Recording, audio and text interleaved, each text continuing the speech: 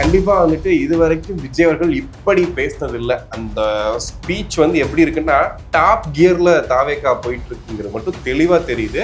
அதை தாண்டி அந்த நெல்லை மக்களோட அன்பு, ஐயோ, அதாவது எதிர்பார்க்கவே இல்லை. யாருமே எதிர்பார்க்கல. விஜயே கண்டிப்பா எதிர்பார்த்திருக்க மாட்டாரு. அப்படி ஒரு அன்பை வாரி பொழிஞ்சிட்டாங்க. அப்படி நெல்லை முடிச்சு தூத்துக்குடி வராரு. உள்ள என்ட்ரி கொடுக்கும் போதே பாத்தீங்கன்னா மக்கள் கூட்டம் பயங்கரமா இருக்கு. எக்கச்சக்க கூட்டம். ஒரு பார்த்தவங்க கண்ணே கலங்கிட்டாரு. கிட்டானுங்கம்மா நம்ம தூத்துக்குடி பசங்க.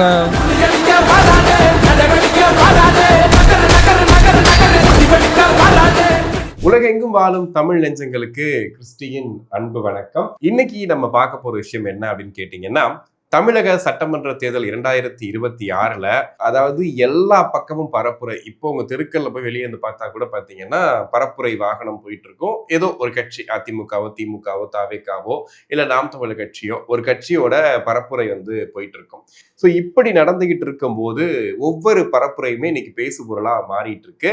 அதுல குறிப்பா பாத்தீங்கன்னா இன்னைக்கு திமுகவுக்கு எதிரான பரப்புரை, அதோட வீரியம் எந்த அளவுக்கு அதிகமா இருக்குன்னு பாத்தீங்கன்னா, ஒரு ஆள் வந்து நெல்லை தூத்துக்குடி போய் பொலபொலன்னு பொழந்துகிட்டு இருக்காரு. ஒரு ஆள் வந்து சென்னையிலே போட்டு பொலபொலன்னு பொழந்துகிட்டு இருக்காரு.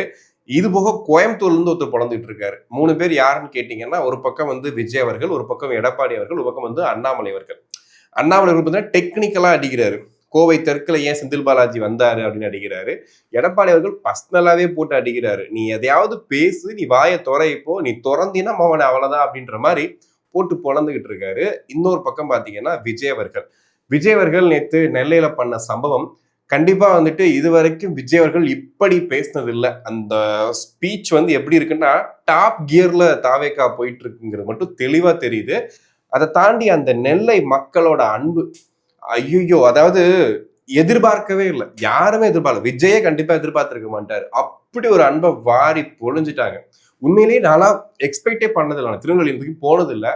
கண்டிப்பா இதை பார்த்ததுக்கு அப்புறம் போகணும்னு தோணுது. ஏன்னா திருநெல்வேலிய எல்லாரும் எப்படி மைண்ட்ல வந்துட்டு பூத்தி வச்சிருந்தாங்க அப்படின்னா, இந்த ஊர் இப்படிதான் இருக்கும், இந்த ஊர்ல இதெல்லாம் நடக்கும், அதெல்லாம் நடக்கும், அப்படி இப்படி அதெல்லாம் சொன்னாங்க. ஆனா மக்கள் இவ்வளவு அன்பா இருப்பாங்கன்னு சத்தியமா எதிர்பார்க்கவே இல்லை.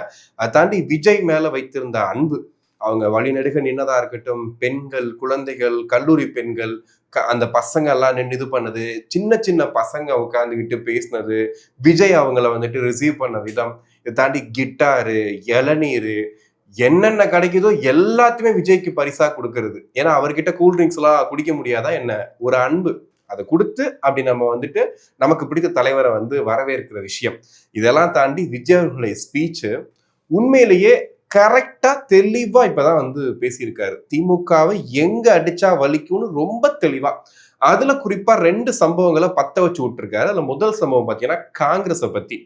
காங்கிரஸ் ஓட்டு என்கிட்டதான் இருக்குன்னு ஒரு போடு போட்டாரு பாருங்க. அந்த ஓஜி காங்கிரஸ் சொல்லுவாங்கல்ல, ஒரிஜினல் காங்கிரஸ், அது என்கிட்டதான் இருக்கு. தமிழக காங்கிரஸ் காசை வாங்கிட்டு நீங்க வந்துட்டு கல்லாப்பட்டி கூட்டணியில சேர்ந்துட்டீங்கன்னு ஒரு போடு போட்டிருக்காரு.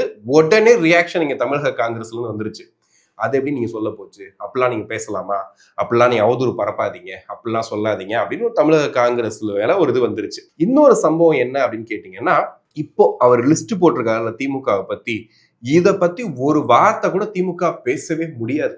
அந்த 2 வயசு சிறுமின்னு சொன்ன இல்லையா, அதை வந்து பண்ணியிருக்கான், அதாவது ஒரு மேலேயே கொலை பண்ணியிருக்கான், அவன் பண்ணியிருக்க தப்பு அப்படின்னு சொல்லிட்டு அவர் சொன்னது இருக்கு இல்லையா, ரொம்ப சூப்பரான விஷயம். அது வந்து இந்த 12th படிக்கிற விளாத்திக்குள்ள மாணவி அதை பேசினது, அது எங்க பேசினா கரெக்டா இருக்குமோ அங்க வச்சு பேசியிருக்காரு.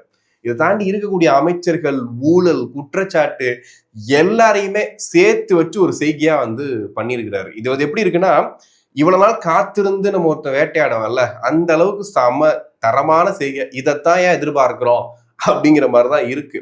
ஒரு ஆப்போசிட் கேண்டிடேட்ட அவர் பேசும்போது பயப்படணும், ஐயோ இதை பேசினா அவன் அதை ஏதாவது சொல்லுவானோ அப்படின்ற ரேஞ்சுக்கு போகணும். அப்படி ஒரு கெப்பாசிட்டி வந்து விஜய் கிட்ட இருக்கு. அப்ப இருந்துகிட்டு ஏன் அப்படிங்கிறதா இருக்கு. இன்னொன்னு, ஒரு எமோஷனல் கனெக்ட் வந்து நெல்லையில பார்க்க முடிஞ்சது, தூத்துக்குடியிலையும் பார்க்க முடிஞ்சது. நெல்லையில பாத்தீங்கன்னா அவர் இந்த பொருட்களை வாங்கி வச்சுக்கிறதா இருக்கட்டும், அவங்கள்ட்ட பேசுற விதமா இருக்கட்டும், எப்படின்னா ஒரு இளநீர் கொடுக்குறாங்க, ஒரு ஜூஸ் கொடுக்குறாங்க, அதை வாங்கி அவர் குடிக்கிறாரு. குடிச்சிட்டு நான் குடிச்சிட்டேன் பாத்தீங்களான்னு சொல்றாரு. அது இல்லாம என்னென்னமோ ஒட்டி எறிகிறாங்க. ஆனா அவர் எப்பவுமே உள்ளேயும் போல பயப்படவும் இல்லை, இதை எறிகிறாங்கன்னு சொல்லிட்டு. இங்க பிடிச்சிட்டு இப்படி பிடிச்சிட்டு அப்படி பிடிச்சிட்டு போயிட்டு இருக்காரு. எல்லாருக்கும் ஒரு பயம் இருக்கும் இல்லையா. ஏன்னா இப்போ வந்துட்டு அவர் மேல அவ்வளவு பேரு கோவத்துல இருக்காங்க, காண்ட்ல இருக்காங்க, அவரே சொல்றாரு. அப்படி இருக்கும்போது எதையாவது கொண்டு வந்து எரிஞ்சுட்டானா என்ன பண்றது? ஏதோ ஒண்ணு வாட் எவர், ஏதோ ஒண்ணு தப்பா ஒரு கல்லு கிலோ கொண்டு எரிஞ்சிட்டா கூட அது என்ன ஆகும்? ஆனா அந்த மனுஷன் வந்து நம்ம மக்கள் அப்படின்ற ரேஞ்சில் வந்துட்டு வந்தது உண்மையிலேயே தரமான விஷயம். இது மாதிரிதான் இருக்கணும் அப்படிங்கிற மாதிரி. அப்படியே கட் பண்ணீங்கன்னா இந்த ஒரு பக்கம் வந்து திருவண்ணாமலையில மு.க. ஸ்டாலின் அவர்கள் பிரச்சாரம் பண்ணிட்டு இருக்காரு. இன்னைக்கு சென்னையில கொளத்தூர்ல உதயநிதி ஸ்டாலின் அவர்கள் பிரச்சாரம் பண்ணிட்டு இருந்தாரு. இந்த 2 விஷயம் பாத்தீங்கன்னா இந்த ஒரு விஷயத்துல வந்துட்டு காணாமே போயிருச்சு. ஏன்னா இதை பத்தின செய்திகள் தான் இங்க அதிகமா வந்து வந்தோம்னா இது வந்து பெருசா வந்து எடுபடல அப்படிங்கிற மாதிரியும் பேசிட்டு இருக்காங்க. இன்னொன்னு இந்த குழந்தைய தூக்கி கொஞ்சினது, டெடிபியர் எல்லாம் கொடுத்துட்டு இருக்காங்க. இதெல்லாம் வந்துட்டு இதெல்லாம் யாருக்கு நடக்கும் தெரியல. இது வந்து ஒரு தேர்தல் பிரச்சாரம் மாதிரியே தெரியல. ஒரு பிரச்சாரத்துக்கு போய் பிரச்சாரம் பண்ற மாதிரியே தெரியல. ஜாலியா எனக்கு தெரிஞ்சு சிவகாசி படம்னு நினைக்கிறேன். அந்த டைம்ல வந்து அவருடைய அந்த மக்கள் இயக்கத்துக்காக ஒரு பயணம் போனாரு. அப்ப இதே மாதிரிதான் வழிநடுக வரவேற்பு அப்பெல்லாம் இருந்துச்சு. இப்ப திரும்பி வந்து பாத்தீங்கன்னா அந்த கிளாஸ் வேற போட்டுக்கிட்டு ஒரு மாதிரி மனுஷன் ஸ்வாக்லே இருக்காரு. அது நல்லா இருந்துச்சு. ஓகே, இப்ப கொஞ்சம் அரசியலுக்கு வருவோம். இதெல்லாம் வந்துட்டு ஒரு என்ன சொல்றது, ஒரு மக்களுக்கும் ஒரு மனிதருக்கும் உள்ள கனெக்ட். பட் அரசியலா பார்க்கும்போது இத்தனை கூட்டம் கூடுது, இதெல்லாம் வாக்குகளா மாறுமா அப்படிங்கிற கேள்வி விஜய்க்குமே இருக்கும். ஆனா இன்னைக்கு பேசின மாதிரி விஜய் அவர்கள் தொடர்ந்து பேசினாரு அப்படின்னா இது கன்வென்ஷன் ஆகிறதுக்கு ஏகப்பட்ட வாய்ப்புகள் இருக்குன்றது மட்டும் தெளிவா தெரியுது. ஏன்னா பேச்சு அப்படி நீங்க நல்லா உண்மையிலேயே உட்காந்து யோசிச்சு பேசுனதுனாலதான் அவரே பாத்தீங்கன்னா இன்னைக்கு நல்லா பேசிட்டோம்னு சொல்லிட்டு ரொம்ப கேஷுவலா அப்படி இது பண்ணிட்டு பாட்டு பாடுறாரு. நான் தன்னந்தனியாளு அப்படின்னு அவரே பாட்டு பாடுறாரு. அந்த அளவுக்கு அவருக்கே கான்பிடன்ட் இருந்துச்சு. ஓகே, சூப்பரா பேசிட்டோம் அப்படின்ட்டு. அப்படி நெல்லை முடிச்சு தூத்துக்குடி வராரு. உள்ள என்ட்ரி கொடுக்கும் போதே பாத்தீங்கன்னா மக்கள் கூட்டம் பயங்கரமா இருக்கு. எக்கச்சக்க கூட்டம். ஒரு பார்த்தோம் விஷயம் கண்ணே கலங்கிட்டாரு. ஏன்னா யோசிச்சு பாருங்களேன், இந்த சினிமால மட்டும்தான் அப்படி நடக்கும்னு சொல்லுவாங்க. இப்ப எம்ஜிஆர் மேல எனக்கு தெரிஞ்ச வரைக்கும் இப்ப வரைக்கும் எம்ஜிஆர் அந்த பச்சை குத்துனவங்களை நிறைய நான் பார்த்திருக்கேன். ஈவன் தோ வந்து இப்ப எங்க ஃபேமிலி தெரிஞ்சவங்கள்ட்ட கூட கேட்டீங்கன்னா எம்ஜிஆருக்குன்னு ஒரு ஃபேன் பேஸ் வந்து இன்னும் இருந்துகிட்டே இருக்கு. அவர் மேல ஒரு அளவு கடந்த அன்பு இருந்துகிட்டே இருக்கு. ஏன்னா சினிமா அந்த கனெக்டை கொடுத்துரும். அதை சரியா வந்து விஜய் பயன்படுத்திக்கிறாரு. அதாவது நம்ம மேல ஒரு கனெக்ட் இருக்கு அப்படின்னா அதை எப்படியெல்லாம் மக்களுக்கு பிடிச்ச மாதிரி மாத்திக்கலாங்கிறதையும் ரொம்ப தெளிவா இருக்காரு. அப்படி இருக்கும்போது இவ்வளவு மக்கள் நமக்கு ஆதரவு தராங்கன்னும் போது தூத்துக்குடியில கண் கலங்கிட்டாரு. ஒரு மாதிரி என்னடா அது எப்படா அப்படிங்கிற மாதிரி வந்து ஆயிட்டாரு. ஸோ அது வந்து உண்மையிலே பின்னாடி இப்படி ஒரு கூட்டம் இருக்குங்கிறத வந்துட்டு யாருக்குமே வந்து ஒரு மாதிரி எமோஷனல் கனெக்ட் ஆயிரும் இல்லையா? அந்த எமோஷனலை பார்க்க முடிஞ்சது. சரி, இன்னொரு பக்கம் அப்படியே வந்து இந்த திமுக கூட்டணியை பத்தி விஜயர்கள் பேசியிருந்தாரு. கல்லாப்பட்டி கூட்டணி அப்படி இப்படின்னு பேசியிருந்தாரு. சரி, கூட்டணிக்குள்ள என்ன அப்படின்னு பாத்தீங்கன்னா தேமுதிக கட்சியில மீசை ராஜேந்திரன் அவர் தான் வந்து செய்தி தொடர்புல இருந்தாரு. நல்ல நண்பர் கூட நமக்கெல்லாம். நம்ம நிறைய இன்டர்வியூஸ் எல்லாம் பண்ணியிருக்கோம். விஜயோட லியோ படம் வந்து ஜெயிலர் படத்தை விட இல்லைன்னா 1000 கோடி அடிச்சிருச்சு அப்படின்னா நான் மீசை எடுத்துறேன்னு சொன்ன ஒருத்தர் என் இன்டர்வியூல தான் சொல்லியிருந்தாரு. ஒரு நல்ல மனிதர், நல்லா பேசக்கூடியவர், விஜயகாந்த் மேல பற்று கொண்டவர். அது மட்டும் எனக்கு ரொம்ப தெளிவா தெரியும். இந்த கட்சியெல்லாம் தாண்டி பாத்தீங்கன்னா விஜயகாந்த் இறந்த அன்னைக்கு நாங்க லைவ் கவரேஜ் பண்ண போயிருக்கோம். நான் போயிருக்கும்போது கிட்டத்தட்ட மணி பாத்தீங்கன்னா 11 o'clock இருக்கும். நான் அவருக்கு தான் ஃபோன் பண்ணேன். ஐயா உள்ள வரணும், எப்படி வரணும்னு தெரியலன்னோட அவர் தான் எங்களை உள்ள கூட்டிட்டு போனாரு. உள்ள கூட்டிட்டு போய் அவருடைய உடல் பக்கத்திலேயே நிக்க வச்சிருந்தாரு. எனக்கு தெரிஞ்ச அடுத்த 2 நாளுமே அவர் அங்கதான் நின்றுட்டு இருந்தாரு. அவ்வளவு தூரம் வந்து விஜயகாந்த் மேல உயிரே வச்சிருந்தாருன்னு சொல்லலாம். அவர் வந்து விஜயகாந்தை பத்தி பேசும்போதே கண் கலங்கக்கூடியவர். ஏன்னா இங்க என்ன பிரச்சனைன்னு பாத்தீங்கன்னா ஒரு இப்போ விஜய் கட்சிக்குமே அந்த நிலைமை இருக்கு. அதையும் நம்ம பார்க்க வேண்டி இருக்கு. பட் இருந்தாலும் பாத்தீங்கன்னா தேமுதிகவை பொறுத்த வரைக்கும் விஜயகாந்த் அப்படிங்கிறது வந்துட்டு ஒரு காந்த சக்தி மாதிரி. நான் வந்து லைவ் கவரேஜ்ல நான் பார்த்தேன். கோயம்பேடுல ஆக்சுவலி எங்களுக்கு வந்து ஒரு 7:30 மணிக்கு தான் எங்களுக்கு தெரியுது. அவருடைய விருகம்பாக்கம் இதுல இருந்து இங்க வருது. ஆக்சுவலி கோயம்பேட்டுக்கு அவரோட உடல் வந்துகிட்டு இருக்கும் போது பாத்தீங்கன்னா அந்த வண்டி மெதுவா வந்துட்டு இருக்கு. நான் கோயம்பேடு பிரிட்ஜ் இருக்கு இல்லையா, அது மேல நின்னுட்டு கவர் பண்ணிட்டு இருக்கேன். போன்ல தான் எடுத்துட்டு இருக்கேன். அப்போ கோயம்பேடு உள்ள அப்போ வந்து கோயம்பேடு பஸ் ஸ்டாண்ட் அங்க இருந்துச்சு. கோயம்பேடு உள்ள இருந்து அலையா மக்கள் வராங்க. அப்படியே ஓடி வராங்க. சும்மா ஓடி வராங்க, நெஞ்சில் அடிச்சுட்டு ஓடி வராங்க. இது வந்து பாத்தீங்கன்னா விஜயகாந்த் வந்து ஒரு வாட்டி வந்து எம்ஜிஆர் இறப்புக்கு போகும்போது டிரைவர்கிட்ட சொன்னாராம், செத்தா இப்படி சாவணும்டா அப்படின்ட்டு. ஏன்னா எம்ஜிஆர் இறந்ததுக்கு நெஞ்சில் அடிச்சுட்டு ஓடி வந்தாங்க. அந்த அளவுக்கு மக்கள் அவ்வளவு அன்பு வச்சிருந்தாங்க விஜயகாந்த் மேல. அவரை அந்த அளவுக்கு நொடிக்க வச்சது யாருன்னு கேட்டீங்கன்னா கண்டிப்பா திமுக தான். திமுக பண்ண வேலைகள் கண்டிப்பா எல்லாருக்குமே தெரியும். அவங்க பேசினது, அதாவது பாத்தீங்கன்னா மு.க. ஸ்டாலின் பேச மாட்டாரு, கருணாநிதி பேச மாட்டாரு, உதயநிதி ஸ்டாலின் பேச மாட்டாரு. ஆனா ஆளை வச்சு பேச விடுவாங்க. வடிவேல் அவர்கள் கப்பல்ல, அதாவது என்ன சொல்லுவாரு, கேப்டன்ங்கிற வந்துட்டு கப்பல் ஓட்டுறோம் தான்டா கேப்டன், எனி டைம் தண்ணியில இருக்க பேர் கேப்டன் கிடையாதுலாம் போட்டு ரொம்ப அசிங்கப்படுத்தினாங்க. இப்ப அந்த கட்சி கூட வந்து தேமுதிக கூட்டணிக்கு போயிருக்கு. கண்டிப்பா அங்க இருக்கக்கூடிய கட்சி நிர்வாகிகளுக்கு இது பிடிக்கலன்றது தெளிவா தெரிஞ்சது. அப்போ நான் நினைச்சது மீசை ராஜேந்திரன் என்ன முடிவெடுப்பாருன்னு நான் நினைச்சேன். ஏன்னா நாங்க நிறைய பேசியிருக்கோம் இல்லையா, அப்ப நீங்க திமுக எல்லாம் அடிச்சு பேசியிருக்கீங்க, நீங்க எப்படிங்க போயிட்டு கூட்டணின்ற மாதிரிலாம் போச்சு. அப்பதான் எனக்கு ஒரு விஷயம் புரிஞ்சது, இங்க அடிப்படை தொண்டர்கள் யார் மனசுலயுமே அது கிடையாது, கட்சி வேற ரூட்ல போயிட்டு இருக்கு அப்படிங்கிறது தெளிவா தெரிஞ்சது. இன்னைக்கு அதுக்கு விடை தெரிஞ்சது. முக்கியமான நிர்வாகி 31 ஆண்டுகள் மன்றத்திலையும் இத்தனை ஆண்டுகள் அவருடைய விஜயகாந்த்ன்ற இந்த ஒற்றை மனிதனுக்காக சட்டப்பையில கூட விஜயகாந்த் போட்டோ தான் இன்ன வரைக்கும் வச்சிருப்பாரு. அப்படிப்பட்ட மனிதர் உள்ள விட்டு கிளம்பியா வேணாயா எனக்குன்னு சொல்லிட்டு வெளியே வந்து அதிமுக கூட போய் ஜாயின் பண்ணிட்டாரு. ஏன்னா திமுக கிட்ட போக முடியாது வேண்டாம் அப்படின்னு சொல்லிட்டு அதிமுக கிட்ட போயிட்டாரு. அவர் போகும்போது சொன்ன வார்த்தை தான் என்னன்னா, இங்க அடிப்படை நிர்வாகிகளுக்கு மதிப்பு போச்சு, விஜயகாந்தோட கட்சி இது கிடையாது, கேப்டன் கட்சி இது கிடையாதுன்னு சொல்லிட்டு வெளியே போயிட்டாரு. அதாவது 0.43% சொன்னாங்க போன வாட்டி ஓட்டு கூட. இந்த வாட்டி அது கூட வருமானு தெரியல. அந்த அளவுக்கு ஒரு நல்ல மனிதருக்காக இருந்த கட்சி இன்னைக்கு ஏன் அப்படி ஆச்சு, என்ன ஆயிட்டு இருக்கு உள்ளங்கிறது இது வரைக்கும் தெரியல. பட் அதுல ஒரு நிர்வாகி வந்து வெளியே வந்திருக்காரு சொல்றாருன்னும் போது கண்டிப்பா அதை வந்து யோசிச்சுதான் ஆகணும். இன்னொன்னு, தாவேகாவுக்கு தேர்தல் ஆணையம் வந்து ஒரு பச்சை கொடி காட்டியிருக்காங்கன்னு சொல்லலாம். இல்லைன்னா வந்துட்டு ஒரு என்ன சொல்றது, ஒரு ரெஸ்பான்ஸ் பண்ணியிருக்காங்க அப்படின்னு எடுத்துக்கலாம்னு வச்சுக்கோங்களேன். ஏன்னா வந்து தாவேகா தலைமை என்ன பண்றாங்கன்னா, எங்களுக்கு செயலரை மாத்துங்க, அதிகாரிகளை மாத்துங்க, திமுகக்கு ஆதரவான அதிகாரிகளை வேண்டாம் அப்படின்ற மாதிரி ஒரு குற்றச்சாட்டை முன் வச்சிருந்தாங்க. அது வந்து புகாராகவும் கொடுத்திருந்தாங்க. இப்ப பாத்தீங்கன்னா புதிய தலைமை செயலராக சாய்குமார் வந்து மாற்றப்பட்டிருக்காரு. சூப்பர். அப்புறம் உளவுத்துறை டிஜிபி மாற்றப்பட்டாங்க. ஒரு வெற்றியா தான் வந்து தாவேகா தரப்புல பாக்குறாங்க. நம்ம ஒரு புகார் கொடுத்து இங்க மாறி இருக்கு அப்படின்னு. ஏன்னா தொடர்ந்து இங்க நிறைய பிரச்சனைகள், நிறைய வந்துட்டு ஒரு பிரச்சாரம் பண்றதுக்கே இவ்வளவு ரெஸ்ட்ரிக்ஷன் அது இதுன்னு ஓடிட்டு இருக்கு. இது நாட் ஓன்லிங்க, இது வந்து எப்படின்னா, சில பேர் சொல்றாங்க ஏடிஎம்கேக்கு இல்லையா, நாம் தமிழர் கட்சி எல்லாருமே பண்றாங்களே, விஜய்க்கு மட்டும் ஏன்னா விஜய்க்கு கூட்டம் கூடுது. இன்னைக்கு கூட அண்ணாமலை பேசியிருக்காரு. ஏங்க அது வந்து ஒரு ஜனநாயக கடமைங்க. அவருக்கு வந்து தேர்தல் ஆணையம் வந்து பாதுகாப்பு கொடுக்க வேண்டியது கடமை. அவரை வந்து மக்கள் பார்க்கறது ஒரு வேட்பாளரோட அது வந்து உரிமை. அது வந்து பாக்குறாங்க அப்படின்னா இவங்க வந்துட்டு பாதுகாப்பு கொடுக்க கடமை, இதுல என்ன இருக்கு அப்படின்னு கேட்கறாங்க இல்லையா. அதுக்கெல்லாம் பதில் சொல்ற மாதிரி ஒரு விஷயம் நடந்திருக்குது. உண்மையிலே வந்துட்டு நல்ல விஷயம்தான்.